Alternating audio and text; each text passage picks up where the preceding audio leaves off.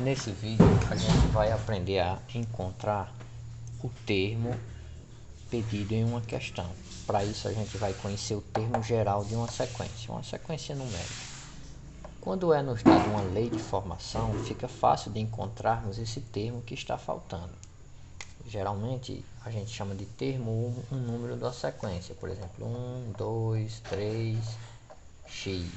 Então isso aqui é o termo que está se procurando. Para encontrar esse termo, a gente obedece essa sequência e sabe que x aqui é igual a 4, é fácil. Mas existem sequências que não é fácil encontrar os números e para isso a gente precisa de um termo geral, ou seja, de uma lei de formação para encontrar esse termo geral. Para isso a gente usa a letra N, como chamada de incógnita, é como um número que a gente não conhece. Então, para termo geral, a gente usa a letra T para significar termo, a gente usa a letra N para dizer que é um número que a gente não conhece, e logo em seguida, para descobrir qual é esse termo,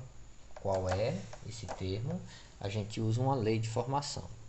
Um exemplo dado na nossa aula hoje foi na terceira questão, letra C, que perguntou o oitavo termo de uma sequência e foi dado um termo geral.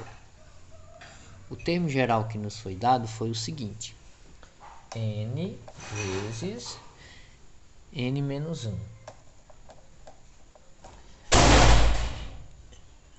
E ele quer identificar aqui qual é o oitavo termo dessa sequência.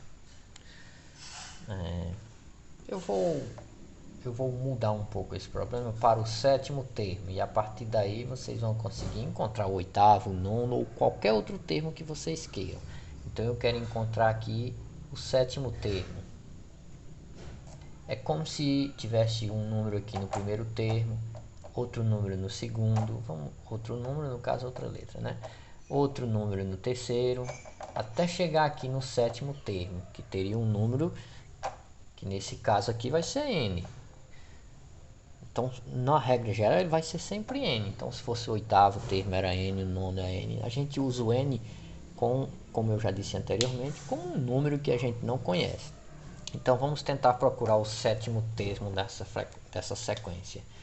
Para isso, fica bem simples, é só ir substituindo a letra n pelo número 7. Se for o oitavo caso, é só ir substituindo, se for o oitavo termo, é só ir substituindo a letra n pelo número 8, ou se fosse o nono termo, era ir substituindo a letra n pelo número 9 e assim por diante. Porque essa é a lei de formação que foi dada, então ficou fácil. O que a gente faz? Termo 7 vai ser quem? Vai ser 7 vezes quem? Vezes 7 menos 1. Coloquei esse parênteses para não misturar. E também para dar prioridade na hora de resolver. Porque se eu colocasse assim, eu teria que fazer 7 vezes 7 primeiro e depois tirar 1. Mas como eu estou fazendo assim, eu tenho primeiro que resolver o que está dentro de parênteses. Depois, em outro momento, é que eu resolvo a multiplicação. Por isso a presença do parênteses. Então, eu continuo na linha de baixo procurando quem é esse termo 7, ou quem é o sétimo termo. E aí eu percebo que, repito, porque eu tenho que resolver primeiro o que está dentro de parênteses, e 7 menos 1 é 6. Eu não preciso mais colocar dentro de parênteses, porque eu só tenho uma operação a ser feita, então não há necessidade de isolar mais esse resultado.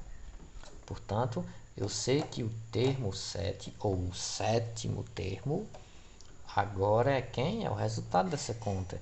7 vezes 6 é 42. Então eu percebo que o sétimo termo é 42. Se eu sair alterando isso aqui, é só ir alterando esses valores, porque o n, repito pela terceira vez, é um número qualquer. Por isso que o termo é geral, que ele serve para qualquer número.